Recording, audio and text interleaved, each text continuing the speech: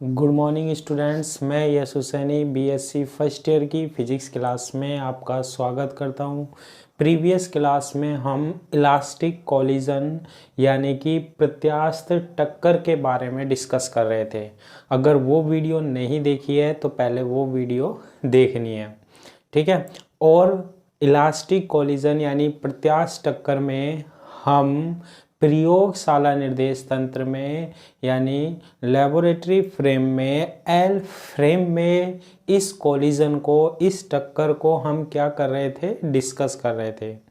प्रत्यास्थ टक्कर जो इलास्टिक कोलिजन होता है उसमें मैंने आपको बताया था कि संवेग संरक्षण यानी कि मोमेंटम कंजर्वेशन और गतिज ऊर्जा संरक्षण नियम यानी कि काइनेटिक एनर्जी कंजर्वेशन लॉ क्या होते हैं, वैलिड होते हैं, लागू होते हैं, ठीक है। तो आज हम उसी पर बेस्ड क्या देखते हैं, डेरिवेशन देखते हैं। किस पर? इलास्टिक कोलिजन यानी प्रत्यास्थ टक्कर पर। और प्रत्यास्थ टक्कर पर देखेंगे। उस डेरिवेशन में हम मतलब वो देख किस में रहे हैं, प्रयोगशाला निर्देश तंत्र में, एल फ्रेम में। तो देखो, मैंने कल आपको क्या बताया था कि हमारे पास एक पार्टिकल है, कण है, जिसका मास या द्रव्यमान क्या है, m1 है। ये हमारे पास u1 वेग से, u1 वेलोसिटी से क्या कर रहा है, गति कर रहा है, ठीक है, मूव हो रहा है। दूसरा हमारे पास एक पार्टिकल है, कण है, जिसका मास या द्रव्यमान क्या है, m2 है। और ये कितनी वेलोसिटी से गति कर रहा है, कितने वेग से गति कर रहा है, u2 वेग से गति कर रहा है, ठीक है। ये कौन सी स्थिति है, टक्कर से पूर्व की स्थिति है, यानी कि बिफोर कोलिजन है, ठीक है। इसमें हमारे पास मैंने कंडीशन मानी है कि u1 is greater than u2 है, यानी कि पहले कण का वेग यानी वेलोसिटी ज़्यादा है किससे, दूसरे से। तो ये पीछे से आएगा और इसमें क्या करेगा, हमारे पास टक्कर करेगा, कोलिजन करेगा। अब जैसे ही ये हमारे पास क्या होता है, टकराता है, जैसे हम मान लेते हैं कि जैसे ये चल रहा था, इसने पीछे से टक्कर मारी तो ये थोड़ा सा और आगे गया, फिर ये उसके पीछे आ रहा है। जैसे कार चल रही है, पीछे से ट्रक ने हल्का सा पुश किया उसे, कार फिर भी चल रही है और फिर ट्रक भी आ रहा है ना, फॉर एग्जाम्पल, ठीक है।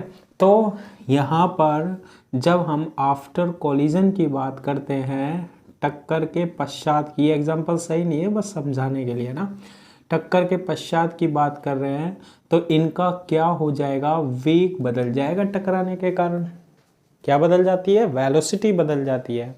जो m1 द्रव्यमान का कण है, m1 मास का पार्टिकल है, वो v1 से चल रहा है, और m2 का जो है वो v2 वेग से क्या कर रहा है, गति कर रहा है, ठीक है। तो ये कौन सी स्थिति हो गई, टक्कर के पश्चात वाली। हम यहाँ पर जो डिस्कस कर रहे हैं ना, वो प्रत्यास्थ टक्कर पढ़ रहे हैं। तो प्रत्यास्थ टक्कर के लिए दो कंडीशन होनी चाहिए। पहला क्या, संवेग संरक्षण का नियम लागू होना चाहिए, संवेग संरक्षण नियम से, यानी मोमेंट कंजर्वेशन लॉ। अब ये क्या कहता है, मोमेंटम कंजर्वेशन लॉ है ना, ये क्या कहता है, हमारे पास जो संवेग संरक्षण का नियम होता है, संवेग जो होता है, मोमेंटम जो होता है, वो p इज इक्वल टू क्या होता है, mv होता है, यानी द्रव्यमान इंटू वेग होता है, मास इंटू वेलोसिटी होती है। संवेग संरक्षण का नियम क्या कहता है कि बिफोर कोलिजन यानी टक्कर से पूर्व टोटल संवेग जो होगा ना, कुल संवेग जो होगा कणों का, वो इक्वल होगा किसके, टक्कर के पश्चात यानी कि आफ्टर कोलिजन के, टक्कर के पश्चात कुल संवेग के। यानी जो पूर्व में कुल संवेग होगा ना, वही बाद में होगा, कोलिजन से पहले और कोलिजन के बाद इक्वल होना चाहिए संवेग। तो इनका संवेग निकालते, देखो पहले कण का संवेग क्या है, m1 u1 प्लस टोटल निकालना है ना, कुल, ठीक है। तो दूसरे का क्या होगा, m2 U2 इक्वल होता है टक्कर के पश्चात यानी आफ्टर कोलिजन क्या होगा, पहले वाले का फर्स्ट पार्टिकल का m1 इंटू V1 और सेकेंड कण का क्या होगा हमारे पास m2 इंटू V2 होगा। अब देखो ये m1 वाला है, इसको हम ऐसे लिख रहे हैं m1U1, इस m1 V1 को इक्वल से पहले लेकर आए हम, तो कैसा होगा, नेगेटिव हो जाएगा। m1 V1 is equal to, यहाँ क्या बच रहा m2 V2 और इसको हम इक्वल के बाद ले जाएंगे तो क्या बनेगा माइनस m2 U2। इसमें से क्या कॉमन आ रहा है, m1 कॉमन आ रहा है तो क्या बनेगा U1 minus V1 is equal to, इनमें से क्या कॉमन आ रहा है m2 तो क्या बनेगा V2 माइनस U2 और इसको हम देते हैं इक्वेशन नंबर फर्स्ट देते हैं। ठीक है, क्योंकि ये प्रत्यास्थ टक्कर है, इलास्टिक कोलिजन है, तो इसमें दूसरा कौन सा गतिज ऊर्जा संरक्षण नियम भी लागू होना चाहिए। गतिज ऊर्जा संरक्षण नियम से यानी कि काइनेटिक एनर्जी कंजर्वेशन लॉ, ये क्या कहती है हमारे पास, वो ही क्या कि टक्कर से पूर्व कुल गतिज ऊर्जा यानी कि before collision total kinetic energy is equal to, बराबर होनी चाहिए किसके, टक्कर के पश्चात कुल गतिज ऊर्जा के, टक्कर के पश्चात कुल गतिज ऊर्जा के, यानी कि after collision total kinetic energy के। तो काइनेटिक एनर्जी का फॉर्मूला क्या होता है, गतिज ऊर्जा का फॉर्मूला क्या होता है, 1/2 mv²। यदि कोई कण v वेग से गति कर रहा है ना, जिसका द्रव्यमान कितना है, मास कितना है, m है, वेलोसिटी v है, तो उसमें गतिज ऊर्जा कितनी होती है, काइनेटिक एनर्जी कितनी होती है, 12mv² होती है।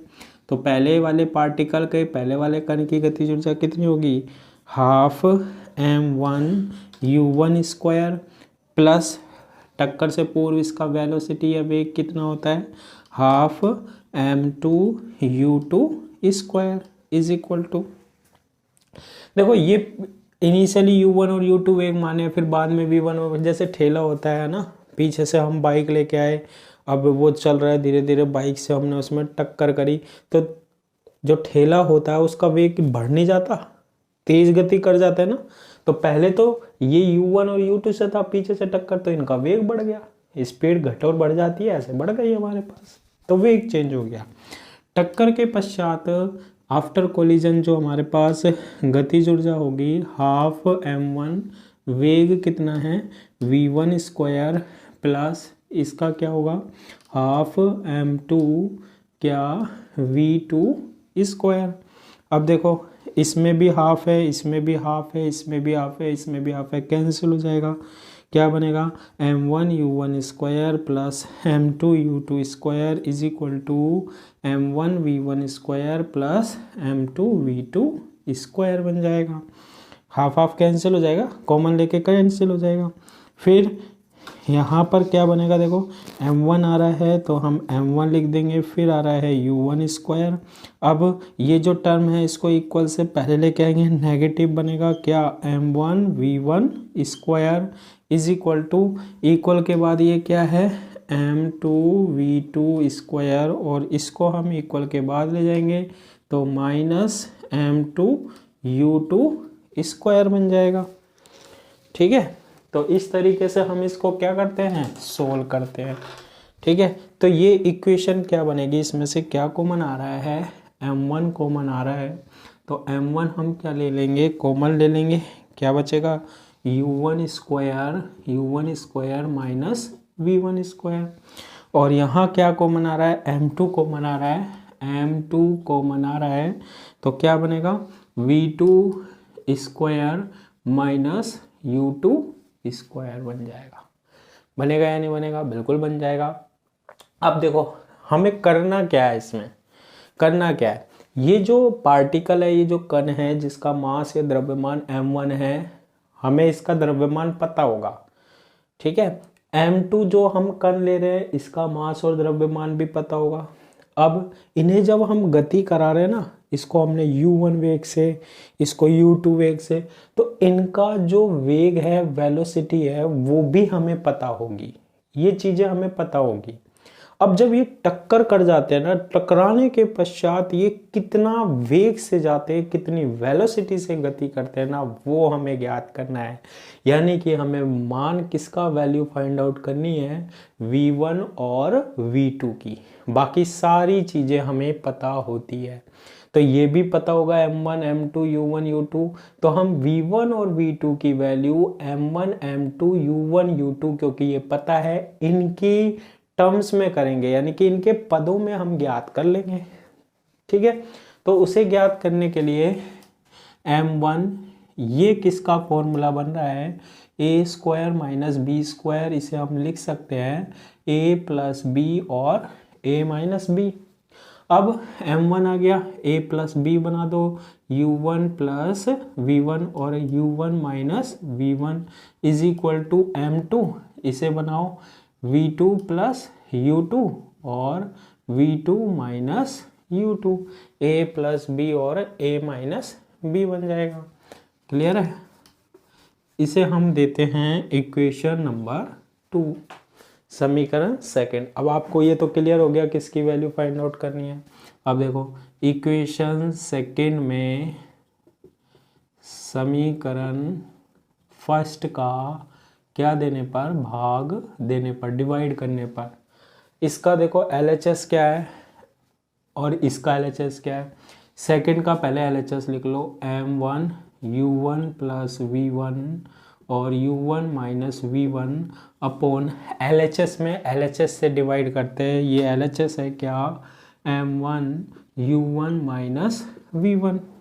ठीक है, इक्वल RHS क्या है इसका, m2 v2 प्लस u2 और v2 माइनस u2 अपॉन, इसमें RHS में RHS से डिवाइड करो, क्या m2 v2 माइनस क्या u2, v2 माइनस u2 से v2 माइनस u2 कैंसिल हो जाएगा और u1 माइनस v1 से u1 माइनस v1 क्या हो जाएगा, कैंसिल हो जाएगा।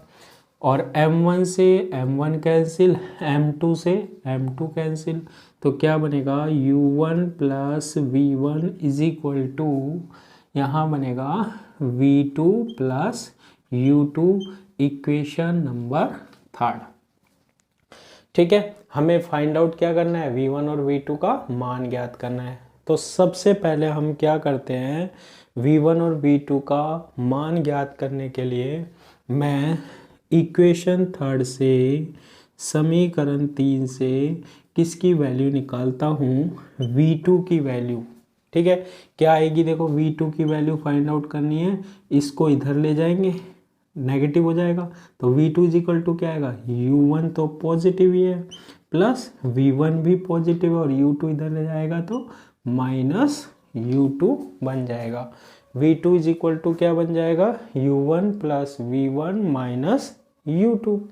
इसको हम किस में रख देंगे, समीकरण 1 में रखने पर, इक्वेशन फर्स्ट में हम इसे क्या करते हैं, रखते हैं।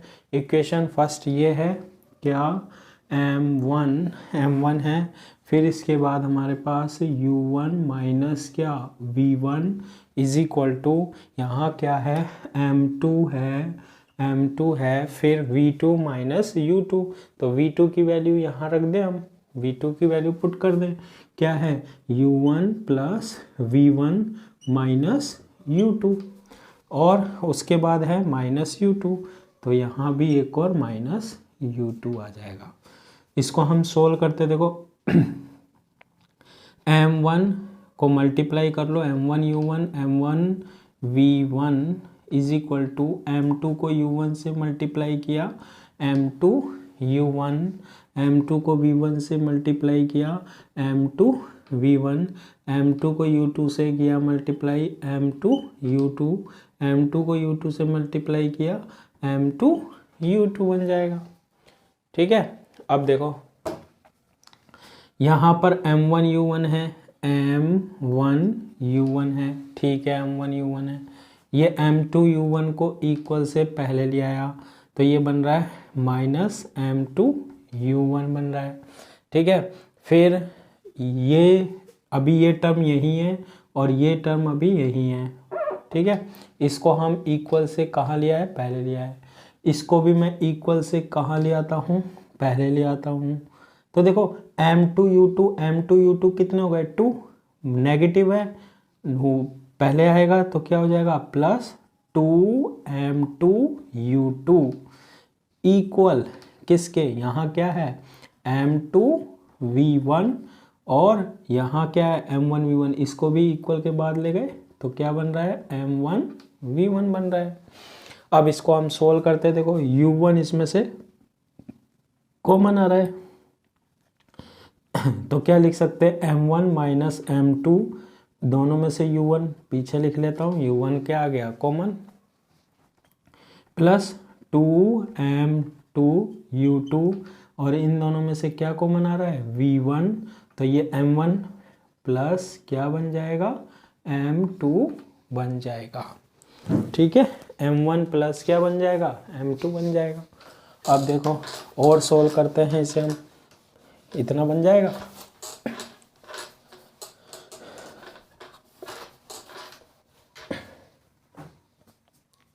अब यहाँ से हम किसकी वैल्यू निकाल सकते हैं, v1 की वैल्यू निकाल सकते हैं। तो v1 इज इक्वल टू आ जाएगा, यानी कि टक्कर के पश्चात जो वेग आता है उसकी वैल्यू हमारे पास निकल जाएगी।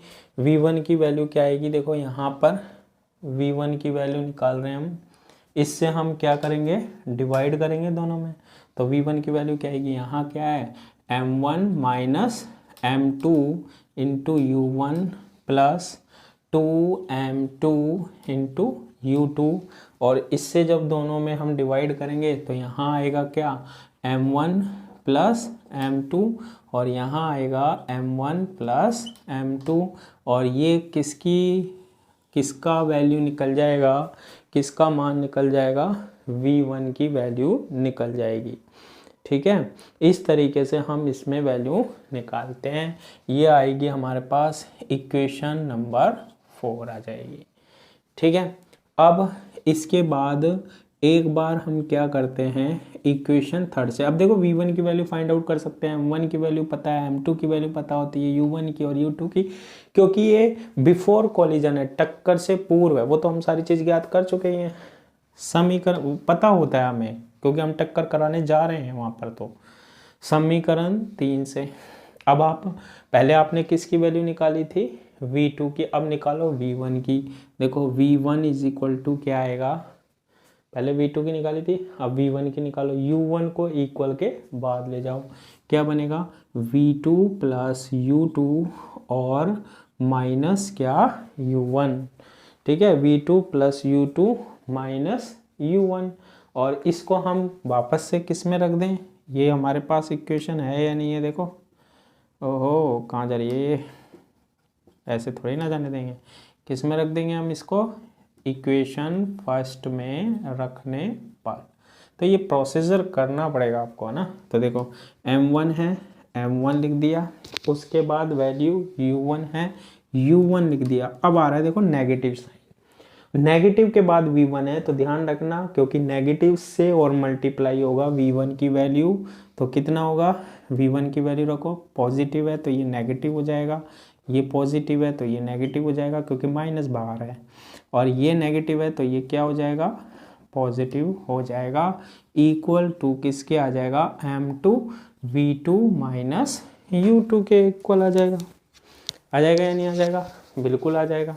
अब इसको हम क्या कर लेते हैं, सोल्व कर लेते हैं, बस इसको हम क्या करते हैं, सोल्व करते हैं। तो सोल्व करेंगे तो देखो मल्टीप्लाई कराया, m1 u1 बन गया, m1 को v2 से मल्टीप्लाई किया m1 v2 माइनस m1 को u2 से मल्टीप्लाई किया m1 u2, m1 को u1 से मल्टीप्लाई किया m1 u1 is equal to m2 को v2 से मल्टीप्लाई किया m2 v2, m2 को u2 से मल्टीप्लाई किया m2 u2 हो जाएगा।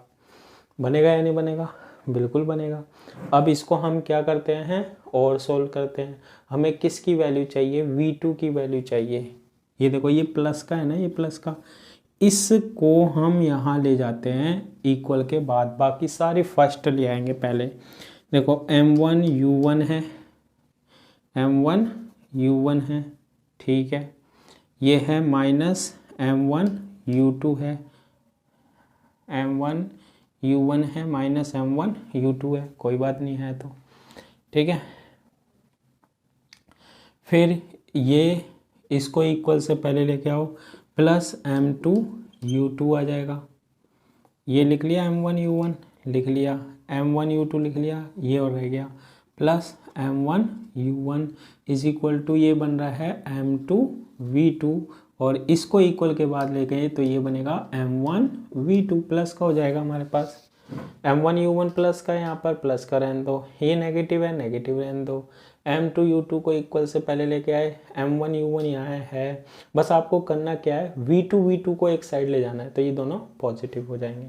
अब देखो ये U1 है और ये U1 है ना। चलो एक स्टेप और कर देते हैं, M1 U1 M1 U1, ठीक है, सीधे ही जोड़ देते ना, M1 U1 कितना 2M1 U1 कितना हो गया 2M1 U1 हो गया, प्लस अब देखो ये पॉजिटिव वाला पहले लिख रहा हूँ M2 U2, नेगेटिव वाला बाद में लिख रहा हूँ M1 U2। इन दोनों में से क्या कॉमन आ रहा है, V2 कॉमन आ रहा है, तो क्या बन रहा है M1 प्लस M2 बन रहा है। और इसको ऐसे भी लिख सकते हैं 2M1 U1 plus M2 common नहीं लेते हैं, U2 कॉमन ले लो, तो क्या बनेगा M2 माइनस M1, और U2 कॉमन आ गया तो V2 क्या बन जाएगा M1 प्लस M2 बन जाएगा। तो यहाँ से V2 की क्या आ जाएगी, वैल्यू आ जाएगी। V2 की वैल्यू जो आएगी वो क्या आएगी 2M1 upon M1 plus M2 into U1 plus M2 minus M1, और ये इससे डिवाइड हो रहा है इसमें M1 प्लस M2 इंटू क्या U2। तो ये हमारे पास क्या आ गया, वेग आ गया, वेलोसिटी आ गया, कब आ गया आफ्टर कोलिजन, यानी कि टक्कर के पश्चात आ गया। तो यही तो हमें ज्ञात करना था कि टक्कर के पश्चात वेग कितना होता है, ठीक है।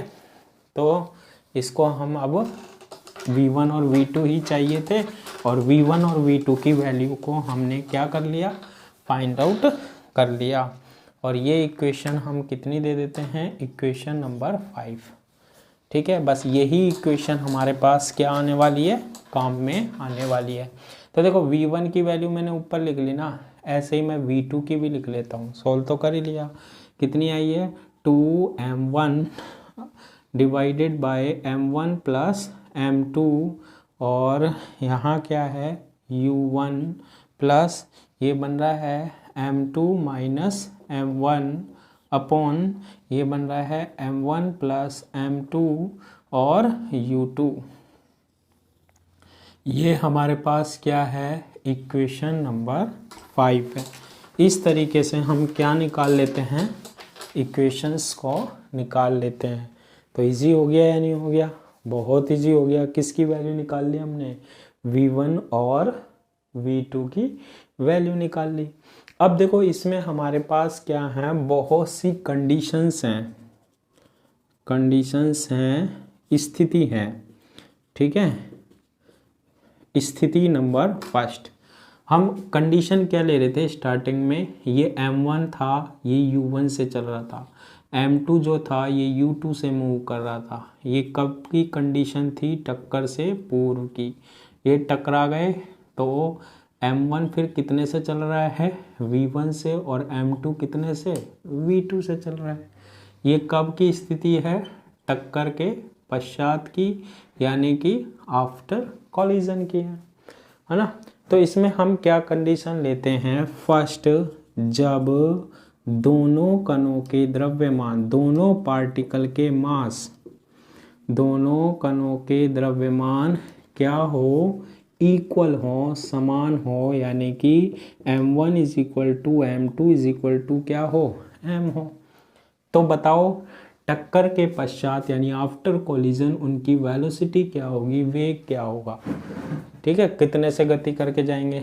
तो देखो v1 इज इक्वल टू, आप यहाँ पर रखो m1 की जगह m रखा, m2 की जगह m into u1 upon m1 plus m2 plus 2m u2 upon m plus m, sorry m1 की जगह भी m रखना है और m2 की जगह भी m, क्योंकि दोनों का क्या है, सेम है। m से क्या कैंसिल हो गया, m तो ये 0 बन गई, तो ये टर्म तो हो गई 0। तो ये कितनी आएगा देखो, v1 is equal to 2m u2 upon m plus m कितना हो गया 2m, 2m से 2m कट गया, तो v1 is equal to u2 आ जाएगा। ठीक है, v1 इज इक्वल टू क्या आ जाएगा, u2 आ जाएगा। ये तो v1 आ गया। अच्छा v2 और देखते हैं हम, v2 क्या होगा, v2 क्या होगा, v2 इज इक्वल टू, इस इक्वेशन में रखते हैं 2m अपॉन m1 की जगह भी m, m2 की जगह भी m इंटू क्या है u1 है plus m minus m upon m plus m, दोनों के द्रव्यमान सेम है। देखो ये 0 बन रहा है, m में से m गया 0, तो v2 is equal to 2m upon m plus m 2m u1, 2m से 2m कट गया, तो v2 is equal to u1 होगा। यानी कि जो m1 पार्टिकल था वो u1 से चल रहा था, m2 कितने से चल रहा था, u2 वेग से चल रहा था, वेलोसिटी से चल रहा था। जब हमारे पास टक्कर हो जाएगी, जब दोनों का इक्वल मास होता है, द्रव्यमान होता है, तो जो फर्स्ट वाला कण है जिसका वेग v1 है वो u2 से चलेगा, यानी कि इसका वेग इसे मिल जाएगा दूसरे वाले कण को, और जो सेकंड वाला है जिसका वेग v2 है v2 u1, यानी कि ये दूसरा वाला कण पहले वाले कण, यानी कि पहले वाला कण तो दूसरे की तरह चलेगा और दूसरा वाला कण पहले की तरह चलेगा। ये कब की कंडीशन है हमारे पास, जब दोनों का मास क्या हो, इक्वल हो। ये फर्स्ट कंडीशन पढ़ते हैं हम ना। अब देखो सेकंड कंडीशन क्या होती है, पहले का वेग दूसरे को मिल रहा है, दूसरे का वेग पहले को मिल रहा है। सेकंड कंडीशन क्या होती है इसमें कि यदि टक्कर से पूर्व दूसरा कण स्थिर अवस्था में हो, टक्कर से पूर्व दूसरा कण या पार्टिकल क्या हो, स्थिर अवस्था में हो, यानी रेस्ट पोजीशन में हो। यदि हमारे पास ये दूसरा कण है, यदि ये स्थिर अवस्था में है, u2 स्थिर अवस्था में है, दूसरा कण स्थिर अवस्था में, जब भी कोई कण स्थिर है, जैसे बस स्थिर है, तो उसका वेग जो होगा ना वो कितना होगा, 0 होगा। वेलोसिटी क्या होगी, 0, वो चल ही नहीं रही भाई, और चल ही नहीं रही तो फिर क्या होगा, u2 इज इक्वल टू 0 होगा। कौन सा कण, दूसरा कण स्थिर अवस्था में होगा। तो बताओ वेग कितना आएगा, v1 इज इक्वल टू, तो टक्कर के पश्चात जैसे ये तो आ रहा है गति करते हुए u1 वेग से, ये पड़ा है बेचारा स्थिर, इसमें पीछे से टक्कर करेगा, ऊर्जा देगा इसको, तो दोनों गतिशील होंगे। v1 का और v2 का मान क्या होंगे इस कंडीशन में, v1 की वैल्यू क्या होगी, देखो u2 0 कर रहे हैं तो ये पद तो हो जाएगा 0, ये टर्म तो हो जाएगी 0 क्योंकि u2 की 0, तो क्या बनेंगे m1 minus m2 upon m1 plus m2 into क्या u1, और v2 ये जो m2 मास वाला, m2 द्रव्यमान वाला पार्टिकल है, कण है, वो कितने वेग से चलेगा, देखो v2 is equal to m2 minus m1, इसमें भी u2 इज इक्वल टू 0 करोगे, ये बनेगा 2m1 upon m1 plus m2, तो ये m1 वाला इस वेग से चलेगा और m2 वाला टक्कर के पश्चात आफ्टर कोलिजन इस वेग से चलेगा, इस वेलोसिटी से चलेगा। ठीक है, तो ये डिफरेंट कंडीशन हम क्या कर सकते हैं, समझा सकते हैं, जब हमारे पास क्या हो रहा हो, टक्कर हो रही हो, कोलिजन हो रहा हो। कंडीशन नंबर थर्ड, स्थिति नंबर क्या थर्ड देखते हैं। स्थिति थर्ड क्या है कि यदि m1 is greater than m2, यानी कि ये ये जो दूसरा वाला कण है ये हल्का है किसकी तुलना में, पहले वाला। ये बहुत भारी कण है, इसका द्रव्यमान क्या है, ज़्यादा है। और ये जो वस्तु है ना इसका द्रव्यमान कम है, बहुत कम है। ये हल्की हो गई और ये भारी वस्तु हो गई इस कंडीशन में। लेकिन इसमें एक कंडीशन हो रहा है, दूसरी वस्तु स्थिर हो, दूसरी वस्तु क्या हो, स्थिर हो, यानी U2 इज इक्वल टू क्या हो 0 हो। ये अगर स्थिर होगी तो इसका वेग क्या होगा, 0 होगा। तो ये भारी वस्तु आ रही है आगे, हल्की वस्तु, क्योंकि इसका द्रव्यमान कम है इसलिए हल्की, इसका द्रव्यमान ज़्यादा है ये भारी। तो अब ये यूं आएगी और ऐसे टकराएगी। तो टकराने के पश्चात इनके वेग कितने होंगे वो ज्ञात कर सकते हैं। देखो m1 is greater than m2 को अब आप नगण्य मानकर क्या कर दो, छोड़ दो, नेगलेक्ट कर दो। बताओ क्या आएगा, v1 इज इक्वल टू, ठीक है, v1 इज इक्वल टू ये बन रहा है देखो m1 m2 0 मान लो, नगण्य मान लो u1, और नीचे भी m2 छोड़ दो, क्या बनेगा m1 बनेगा। प्लस इसमें देखो m2 आ रहा है, m2 0 मानोगे, पूरी टर्म क्या हो जाएगी 0, छोड़ दो। m1 से क्या कैंसिल हो जाएगा m1, तो v1 किसके इक्वल आएगा, u1 के इक्वल आ जाएगा। ऐसी कंडीशन में v1 किसके इक्वल हो जाएगा, u1 के इक्वल हो जाएगा, ठीक है। और v2 की वैल्यू निकालो, देखो v2 की वैल्यू निकालते हैं। ये क्या है 2m1, और यहाँ m2 को छोड़ना है, m2 बहुत कम है ना, नेगलेक्ट कर दो। नीचे क्या रहेगा, केवल m1 इंटू u1। यहाँ m2 को क्या कर दो, या तो u2 इज इक्वल टू क्या है 0 है। देखो इसमें ये कंडीशन भी तो है, ये तो सीधा 0 कर दो, u2 is equal to 0, u2 is equal to 0। यहाँ से बचेगा क्या 2m1 m1, u1 m1 से m1, v2 is equal to कितना होगा 2u1। इसका क्या मतलब है भैया, इसका मतलब ये है कि m1 पहले u1 से चल रहा था, m2 u2 स्थिर था। अब ये पीछे से भारी वस्तु आई और इसने टक्कर करी, अब ये हल्की वस्तु है आगे, हल्की वस्तु दूसरी वाली है, यानी कि दूसरी वस्तु का जो वेग होगा ना वो 2u1 होगा, यानी कि ये भारी वस्तु का जितना वेग था ना उसका 2 गुना हो जाएगा। कितना हो जाएगा हमारे पास, 2 गुना हो जाएगा, ठीक है। और ये पहले वाली वस्तु कितने से गति करेगी, u1 से, दूसरी वाली वस्तु 2u1 से गति करेगी।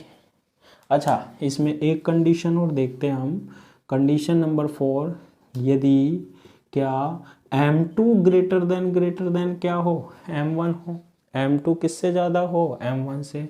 और जो दूसरा कण हो हमारे पास, सेकेंड पार्टिकल जो है वो स्थिर है। सेकेंड पार्टिकल जब भी स्थिर यानी कि u2 इज इक्वल टू 0। अब देखो u2 इज इक्वल टू 0, तो ये टर्म तो दोनों में से पहले ही गई। अब बचा क्या v1 क्या होगा, अब देखो m2 ज़्यादा है, m1 को नेगलेक्ट कर दो, m1 को नेगलेक्ट किया तो कितना आया -m2 अपॉन नीचे m1 को नेगलेक्ट कर दो, क्या बचा m2 इंटू u1, m2 से m2, v1 is equal to -u1, ठीक है। इसके बाद v2 इज इक्वल टू क्या होगा, किसको नेगलेक्ट कर दो, m1 को नेगलेक्ट कर दो, m1 बहुत कम है ना, m1 को जब हम नेगलेक्ट करेंगे तो v2 m1 0 कर दो तो ये तो 0 ही हो जाएगा, और ये है ही नहीं पद, तो v2 कितना हो गया 0 हो गया।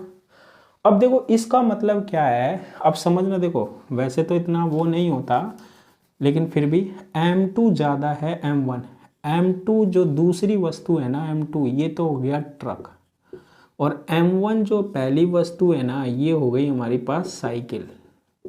आ गई बात समझ में, साइकिल कितने से चल रही है u1 से, और ट्रक चल रहा है धीरे धीरे u2 से, है ना। अब देखो, अब ये साइकिल तेजी से आएगी और ट्रक में टक्कर करेगी, क्या ट्रक पे कोई फर्क पड़ेगा, नहीं पड़ेगा। इसलिए देखो जो सेकंड वस्तु है यानी ट्रक है, टक्कर के पश्चात उसका वेग जो है ना वो कितना होता है 0 होता है। टक्कर के पश्चात उसका वेग क्या है 0 है, और पूरब में भी पहले भी वेग कितना था सेकंड वस्तु का, स्थिर थी ना 0 था। तो ट्रक तो खड़ा है यहाँ, इसका वेग है 0, ट्रक खड़ा ही है हमारे पास, क्योंकि u2 इज इक्वल टू 0 है, आप ये मान लो। और ये साइकिल वाला तेजी से साइकिल लेके आया और इससे टकराया। अब ये साइकिल क्या होगी, न्यू पीछे टकराएगी और थोड़ा सा पीछे आ जाएगी टकरा के, आगे तो जाएगी नहीं, ट्रक में घुसेगी तो है नहीं। ये ट्रक से टकराई और थोड़ा सा पीछे हटेगी, तो v1 इज इक्वल टू क्या, नेगेटिव का मतलब -u1, इससे टकराई और थोड़ा सा पीछे की तरफ क्या कर जाती है, गति कर जाती है। तो उसका वेग जो होता है ना वो कितना होता है, वेलोसिटी जो होती है वो -u1 होती है। इस तरीके से हम क्या देखते हैं, टक्कर देखते हैं, कणों की कॉलिजन देखते हैं। तो आज की क्लास के लिए इतना ही। Thank you.